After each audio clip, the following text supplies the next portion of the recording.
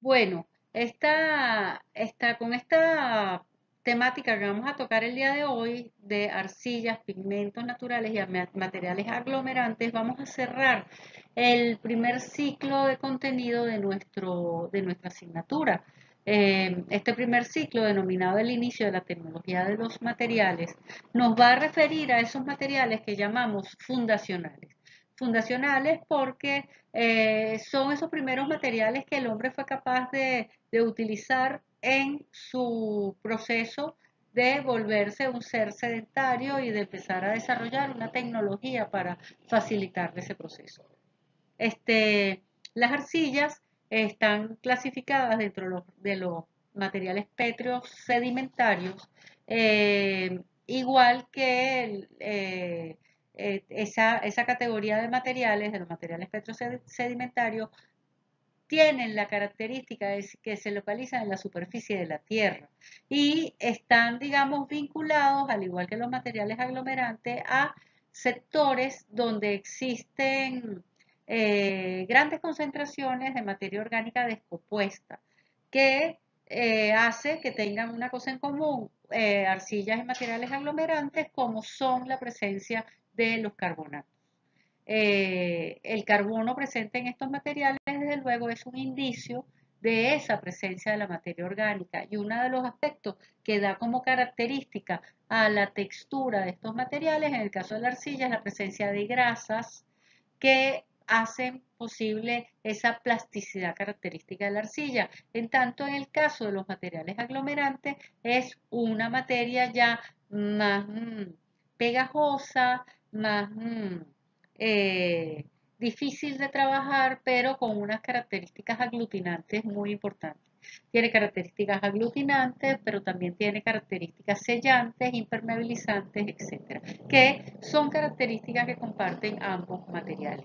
Ambos materiales son del mundo mineral, entonces, y en ese sentido comparten digamos, una característica común con los pigmentos naturales, que una parte de ellos pueden ser de origen mineral y están fuertemente influenciados, como vamos a ver en la próxima diapositiva, por la presencia de los elementos predominantes que tenga los minerales que tengan el sector donde se han producido. Claro está, existen otros dos grupos, en el caso de los pigmentos naturales, que son los pigmentos naturales de origen vegetal y de origen animal, que ya tienen otras características específicas que vamos a resaltar en su momento. Ya habiendo hablado suficientemente para este nivel sobre las arcillas en la primera parte de este tema, vamos a dedicarnos a presentar lo que llamamos los materiales orgánicos bituminosos, que más adelante ya lo vamos a llamar como materiales impermeabilizantes y sellantes. Y para hablar sobre los pigmentos de origen natural. En el caso de los orgánicos bituminosos, llamados también aglomerantes hidrocarbonatados. Aprovecho para hacer la definición de aglomerante y diferenciarlo de la definición que hablábamos en clases pasadas sobre los conglomerantes. ¿Qué es un conglomerante? Como hemos dicho, es un material el cual tiene que ser activado con la adición de agua, de manera tal de que se genere una reacción que permita generar o potenciar la capacidad de cohesionar, de eh, incorporar diferentes tipos de partículas. Pero se tiene que activar el material a partir de la agregación de agua. En el caso de los orgánicos bituminosos o aglomerantes hidrocarbonatados, esa adición no es necesaria. Los materiales vienen ya con una textura viscosa y una propiedad altamente pegajosa.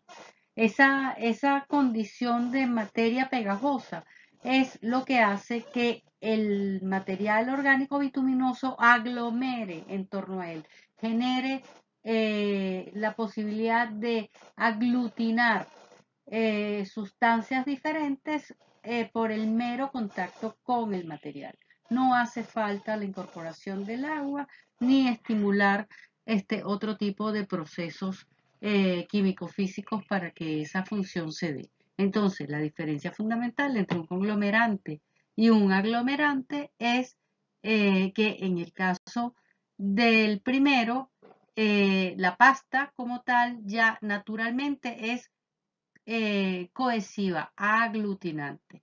Y en el caso del segundo, la pasta se tiene que fabricar con la adición de agua de manera tal de que se active un proceso físico-químico que estimule la generación de una reacción que terminará generando la posibilidad de conglomerar diferentes tipos de partículas. En todo caso, estas sustancias aglomerantes son sustancias que se conocen desde hace muchísimo tiempo. Antiguamente, en la antigua Roma, se llamaba al Mar Negro el lago Afaltites. Y el lago Afaltites era era un lago interior el cual es alimentado por varios tipos de río y tiene una característica fundamental que, digamos, desde el punto de vista geológico, confluyen en ese lugar para que allí se genere una salinidad singular. Y es que este lago, porque verdaderamente es un mar interior, no se le puede considerar como tal mar. Es el lugar de la Tierra que está ubicado más por debajo del nivel del mar. Eso genera una zona de presión, una temperatura determinada y unas condiciones a partir de el riego permanente de los ríos que desembocan en él, que hace que la salinidad tenga una intensidad importante y de hecho que esa salinidad crezca o vaya incrementándose en la medida que va pasando el tiempo. Eso es una situación verdaderamente singular. Los geólogos determinan que existe una relación directa entre la presencia de la sal y la presencia del asfalto. Donde hay sal, en teoría, existe la convicción de que existen reservas de yacimientos petrolíferos en las inmediaciones de esos territorios. Y en este caso, efectivamente, existe y en diferentes enlaces que pueden ver, existe una relación directa entre la sal, el asfalto y otro elemento fundamental que tienen estos componentes, el azufre. Esta condición de encontrar, digamos, eh, producto de la naturaleza en esas condiciones fue un elemento estratégico para librar batallas por la defensa de ciertos territorios. Por ejemplo, se conocía un arma de guerra de la época del siglo VII después de Cristo,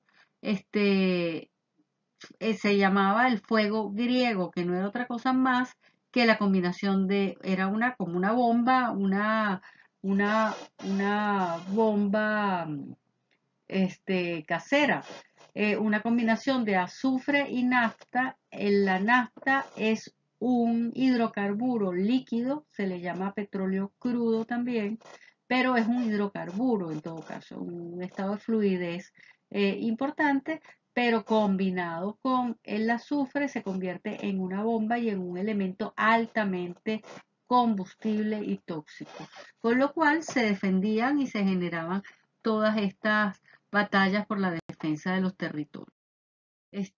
También todo lo que es el betún y el asfalto está rodeado de un misticismo y de un simbolismo importante. Por ejemplo, se dice que cuando nació Moisés, ante el temor que tenía su madre de que el niño fuera asesinado, porque el faraón que había sido avisado por una profecía del nacimiento del Mesías, mandó a matar a todos los bebés recién nacidos en un periodo determinado, bebés judíos nacidos en un periodo determinado.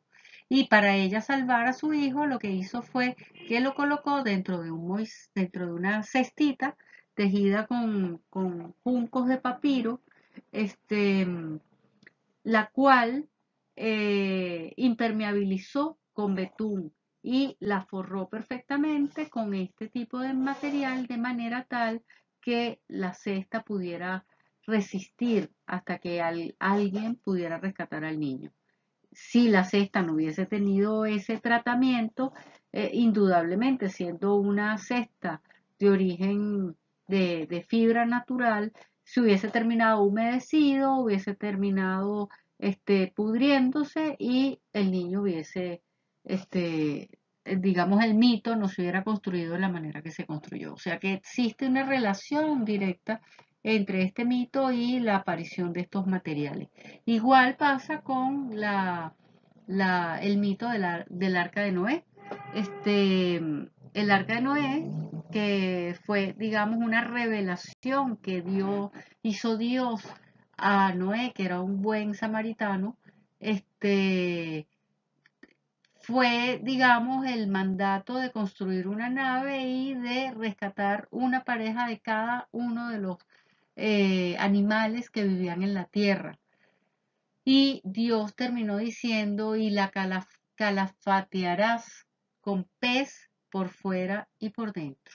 Pez es una de las palabras que se designa para o que se utiliza tradicionalmente para la denominación del asfalto o betún. Igual la brea, el alquitrán, o sea, son diferentes denominaciones que tienen este material. En términos generales, la combinación química de este material es una cantidad enorme, predominante de carbono, una cantidad baja, pero también importante de hidróxido, que es óxido de hidrógeno, una pequeña dosis de oxígeno, de azufre y de nitrógeno. Todo esto, digamos, tiene la posibilidad se mezcla perfectamente, no por medios humanos, sino en el sustrato del subsuelo. A la profundidad determinada se da esta combinación y una mezcla homogénea de estos materiales. Un producto que es conocido todavía hoy en día y se utiliza en el medio del arte es el betún de Judea. El betún de Judea viene en dos presentaciones, líquido o digamos en unos botecitos como de tinta china, y sólido para diluir con pincel con unas gotitas de agua. El betún de Judea no es otra cosa más que un tinte de asfalto o betún. En el caso del mundo antiguo, este betún líquido se utilizaba para, con él, como en forma de lechada, aplicar a modo de pintura en las naves, en el casco de las naves. Cuando este betún se secaba, se generaba una capa impermeable completamente. Entonces, ¿qué son los materiales aglomerantes hidrocarbonatados? Pues son productos impermeabilizantes o repelentes del agua, o sea, hidrorrepelentes, formados por hidrocarburos más o menos líquidos o viscosos que endurecen por enfriamiento o evaporación de disolventes. Es lo que hablábamos con la diferenciación entre conglomerantes y aglomerantes. En el caso del conglomerante, efectivamente se produce un proceso de desecación de un agua añadida, pero en el caso del hidrocarbonatado o aglomerante, se produce por enfriamiento o evaporación de los disolventes que tienen estos materiales, disolventes como la nafta, como la gasolina, como el petróleo en estado líquido, etcétera. El querosén, el thinner, etcétera. Entonces, estos productos se aplican de manera tal de extenderse en finas capas, que al secarse pierden, digamos, la viscosidad y se vuelven un pétreo, se vuelven un sólido. Y ese sólido forma unas estructuras que se casan perfectamente con la estructura porosa de los materiales sobre los cuales se colocan. Si se utiliza en contraparte sólidos o semisólidos de este tipo de materiales, deben ser fundidos a través de calor para poder aplicarlos adecuadamente.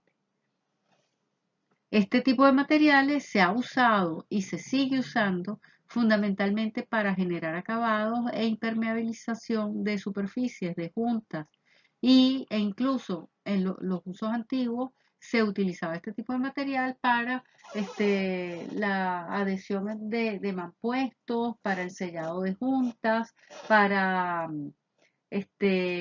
generar eh, eh, eh, ¿cómo es que se llama? Humedecer mechas de tela o de fibras de manera tal de poder generar lumbre o fuego que permitiera iluminar en los espacios durante la noche.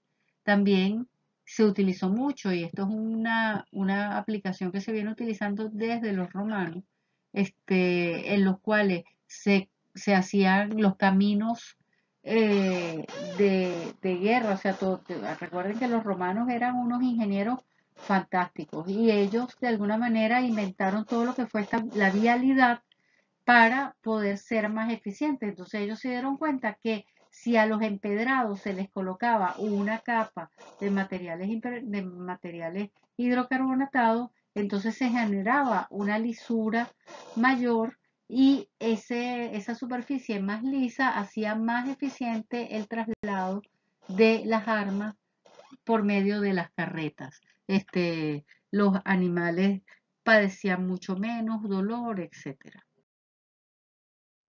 En todo caso, este tipo de mezclas son muy antiguos, como hemos visto anteriormente.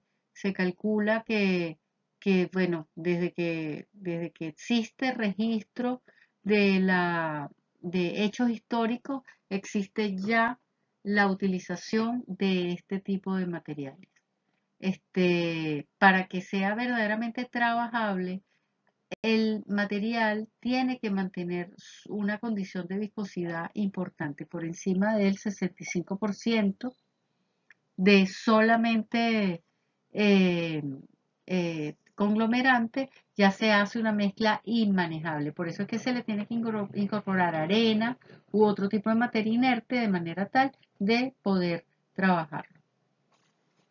En el caso nuestro, en nuestro contexto, hemos encontrado o se conocen asfaltos naturales desde antes de la llegada de Colón. Y esos yacimientos, digamos, son los más importantes yacimientos en Sudamérica, se encuentran la cuenca submarina que se encuentra ubicada entre Trinidad y Venezuela. Es el sector donde se ubica el parque de Guanoco, del lago de Guanoco, en el cual existe un lago enorme de asfalto que tiene un 40 metros de profundidad, 40 hectáreas, que si se ponen a ver, pues, o sea, es pequeñito si uno lo compara con el Mar Negro. O sea, tú tienes 40 hectáreas, en tanto el Mar Negro tiene 400. O sea, hay una diferencia importante. Este, contiene 40% de materia bituminosa, 30% de aceites minerales, agua y un poquito de azufre, y estos tres últimos componentes mezclados son los que generan la base disolvente. En el mercado encontramos diferentes marcas de diferentes presentaciones comerciales, este, incluso losetas de asfalto comprimido que se utilizan como elementos de acabado en sistemas impermeabilizantes de techo. El betún asfáltico, el betún es una material hidrocarbonatado un poco más fluido que el asfalto, pero sin embargo es un material que forma parte, digamos, de la misma familia. Podemos encontrar asfalto, betún asfáltico natural, asociado a yacimientos de rocas calizas y areniscas. También en la proximidad de los yacimientos de petróleo, por la extracción del petróleo, se puede obtener betún asfáltico natural. Y el betún asfáltico de penetración se obtiene una vez se ha generado la refinación del petróleo.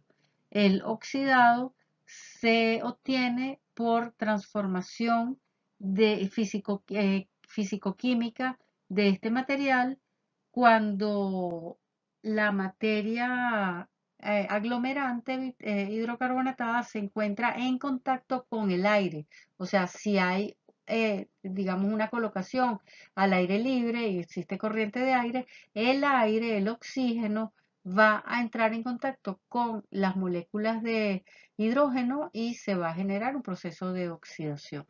Y luego tenemos el betún asfáltico duro que se genera por destilación y por evaporación, lo cual da origen a los procesos de oxidación. Las propiedades de estos materiales es que son hidrorrepelentes, o sea, son, también se pudiera decir hidrofóbicos, generan cohesión de partículas, de sus propias partículas y una capacidad de adherencia importante con otros materiales, un material opaco totalmente, no es transparente y es de color oscuro y un olor muy intenso. Es un material que reblandece una temperatura muy, muy bajita, por eso es que cuando vamos en los carros ya hace ese calor horrible en las carreteras que no tienen protección de árboles y tal, sentimos que el asfalto se calienta. Funde a 100, 130 grados centígrados, lo cual es la temperatura de un soplete, por eso es que se puede fundir los sistemas de impermeabilización sólida de manera tal de poder cubrir o hacerlo trabajable. Es tóxico, muy tóxico, inflamable y su proceso de envejecimiento es por oxidación, que es una pátina que lo protege de la degradación. En términos generales, esas son las propiedades que tiene el material y los usos que ya los hemos nombrado van a toda aquella función que tiene por objetivo sellar, adherir o generar mecanismos para eh, eh, proteger de la humedad a los materiales. Aquí en Venezuela tenemos una reserva importantísima de asfalto natural. Se trata del lago Guanoco, ubicado en un parque nacional en el estado Sucre, en el sur del estado Sucre. Este lago, que tiene 4,2 kilómetros de extensión, es un afloramiento de una bolsa de asfalto natural que está asociada al yacimiento de la faja bituminosa del Orinoco. Este, de, de- Desde por debajo del mar, esta reserva se comunica con Trinidad y Tobago, que tiene una reserva equivalente a la que se muestra acá en Venezuela. Esto nos debería llamar a la reflexión acerca de la importancia que tiene el desarrollo de una tecnología que nos permita aprovechar de una manera sostenible los recursos naturales que tenemos, este, y las oportunidades de negocio que permitirían este, aprovechar este potencial. Otro de los aspectos importantes que hablábamos, por ejemplo, en el caso del Mar Negro, les ponía la referencia de la vinculación que tiene la sal y el asfalto como indicadores acerca de la presencia de grandes yacimientos de hidrocarburos.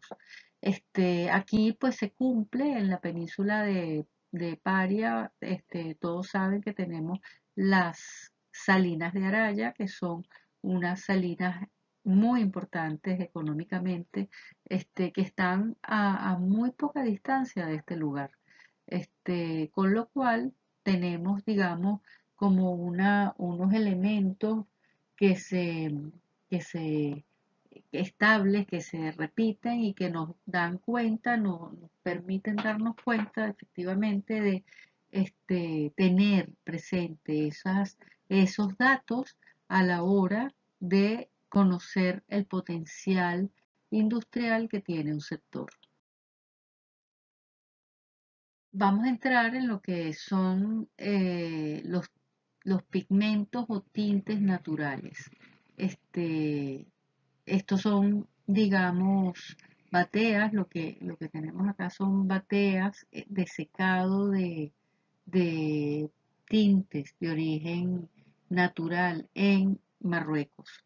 Estas tenerías, como se les llama, son parte del patrimonio mundial este, declarado por la UNESCO, justamente por la conservación de un modo de producción tradicional, ancestral, que sigue manteniendo los mismos mecanismos de producción y generando una calidad de color este, extraordinaria. Los tintes que hay en esta parte del norte de África verdaderamente son tintes muy interesantes. Está la henna, que seguramente muchos de ustedes conocerán.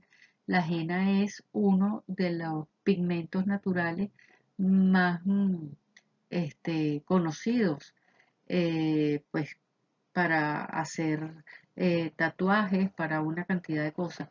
Bueno, pero estas tenerías sirven para desarrollar los tintes con los que se tiñen los cueros, porque esa es otra de las grandes industrias marroquíes, que es justamente el tintado de pieles y cueros y de telas.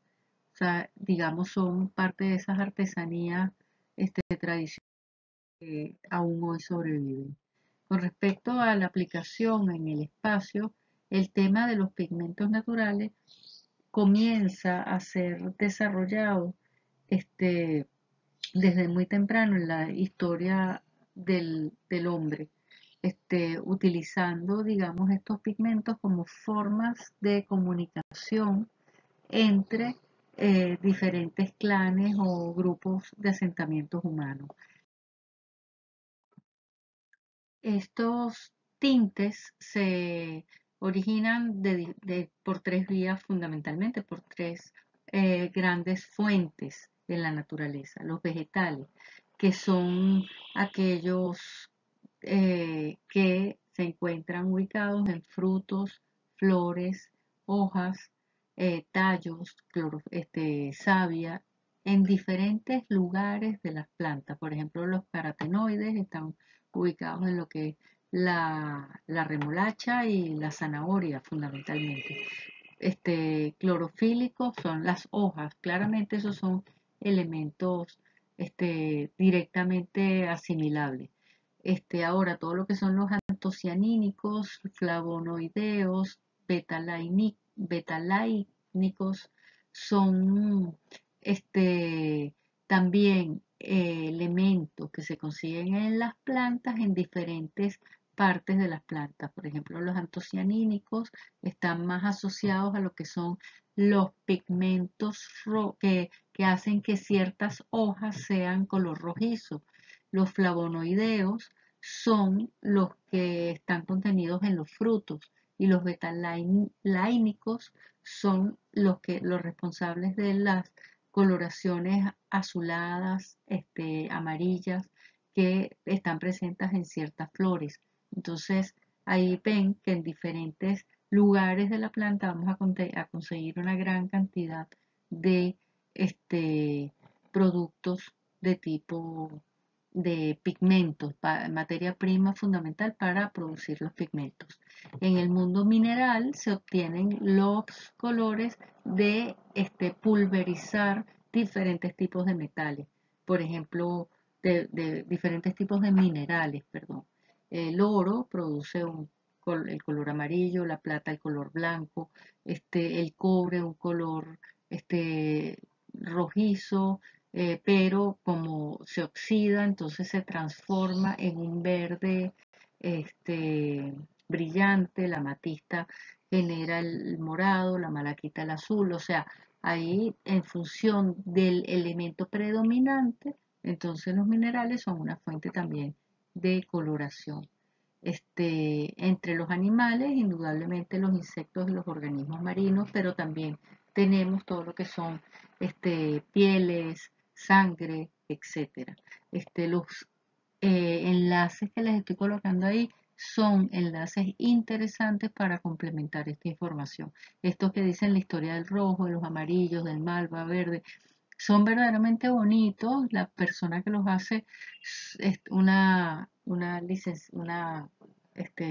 profesional de las artes plásticas, seguramente les va a gustar muchísimo porque es un lenguaje ameno, muy interesante y da cuenta, digamos, de los diferentes tipos de colores que se pueden ubicar en a través de la historia de la humanidad.